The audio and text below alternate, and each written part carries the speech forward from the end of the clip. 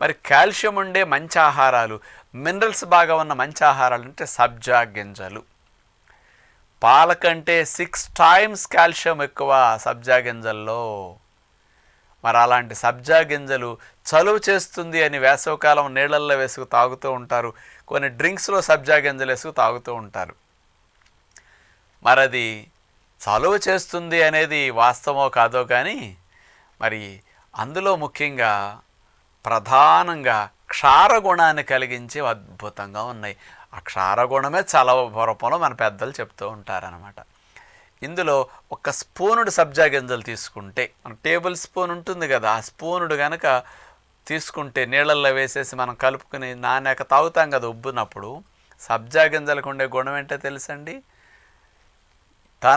బరువు కంటే 7-8 రెట్లు బరువు ఎక్కువ నీటిని పీల్చుకుంటాయి అన్నమాట. అది అంటే సబ్జా గింజ నీటిని పీల్చుకున్న